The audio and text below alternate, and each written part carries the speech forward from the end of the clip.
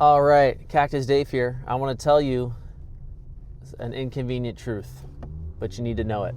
Our schools and our churches, but we'll talk about schools, are still segregated, believe it or not. Yes, segregation does not exist as far as, the Civil Rights Act happened, but segregation still exists in our school system, and I think that's detrimental to our society, and you need to know this. And it's important for everyone to know, because I think everyone except for, those folks can agree that segregation is bad. Now, I am an educator that has been able to go, I work at a district and I go across all the schools. I do not have one single classroom with the same kids. I'm not a substitute teacher.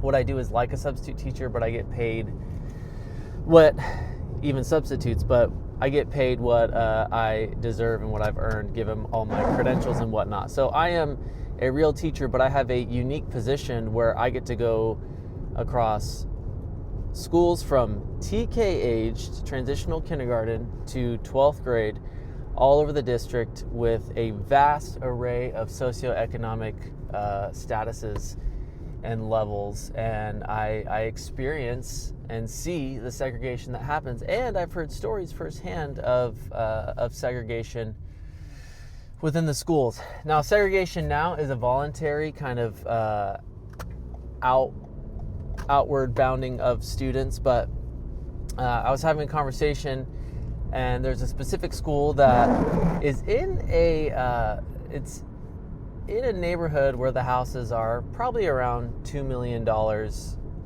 a pop, But then the school is a, Title I low income school, and it's predominantly Hispanic. And I'm like, okay, why is this? Like, what's going on here? And I was talking to people who live in the area, and they said they won't send their kids to that school because it is a bad school. And these people I was talking to, they were not bad people. I would not say that they're prejudiced. I think it might be some inherent bias on their end, but I don't think it's malicious. I think they just want what's best for their kids. But the end product of the collateral damage, essentially, is that these white, more upper class students are not going to a school that's in their home zone. They're getting sent out because it's a quote unquote bad school.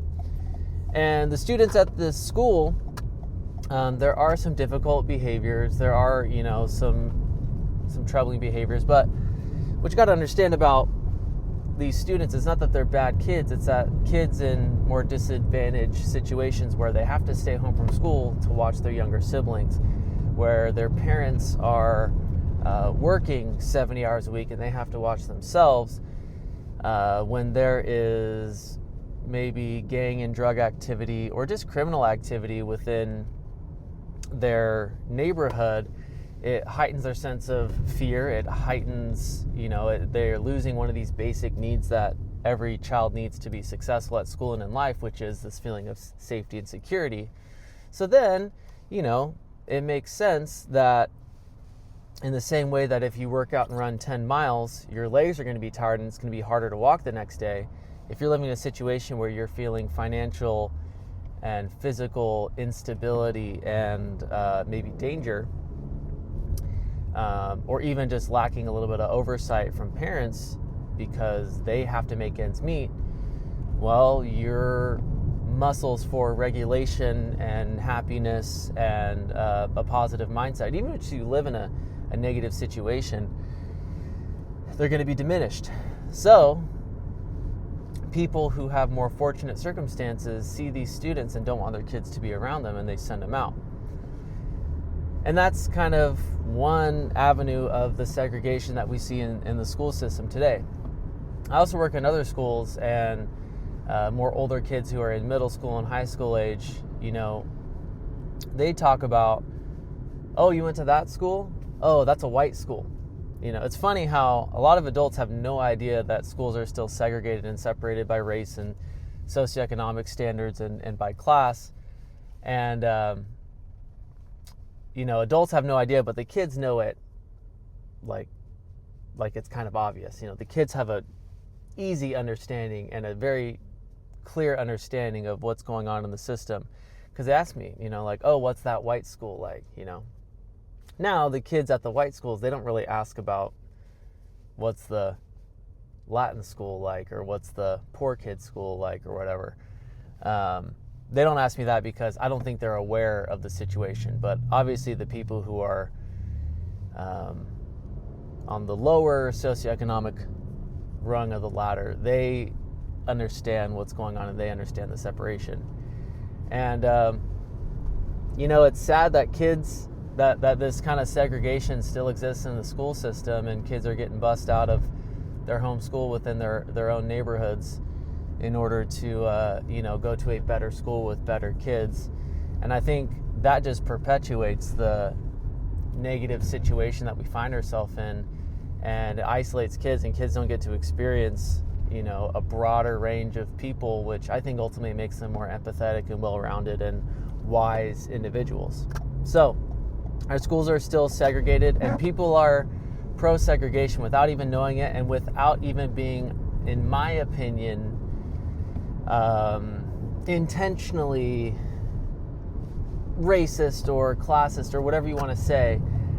There's no malice in it, but the collateral damage is a separation between races and classes and whatnot. And as an isolated society, I think things are worse off. And I think instead of looking at your school within your zone and looking within your community and thinking, how can we improve it? How can we support it? How can we build it? The idea is, how can I get out of it, and how can I make that somebody else's problem? Which to me is un-American, right? Everyone talks about how we're a big melting pot, but we like to scoop out the stuff from the melting pot and put it in separate places so that it's all nice and fancy. So I don't know what's next. I don't know how we fix it. Well, I do know one way how we fix it. Pay teachers more, give kids more more opportunities, and really actually invest in our education system, which we know is not happening at a federal level. I don't think private schools are the answer. I think it's going to cost us more money. I have another video, I think it's my previous video, that talks about, my qualms and my confusion as to why we don't have the most resources for kids. But that's just my 2 cents. I don't know. What are you guys' thoughts? Am I crazy? Am I silly? You can comment.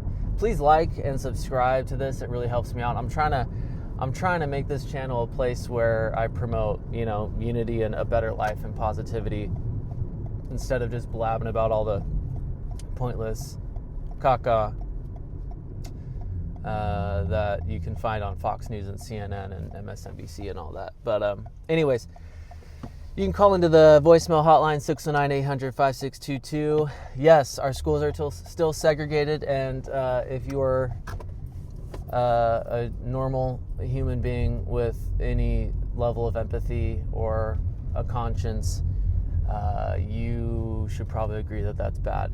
And I think we need to integrate all different classes, and I think kids need to experience all different races and ethnicities at their schools, because why the heck not? That's what America was built upon. So anyways, 609-800-5622, call in, like, comment, subscribe, show me some love. I am going to work today with the mindset that I am just going to be a good influence in a kid's life, because you can never have too many positive adults in your life. If you got 100, 101 is just that much better. If you got 0, 1 is incredible too. All right, there's no terminal velocity on good people. So be that in someone's life. Try to stay human and keep a sense of humor. All right, peace.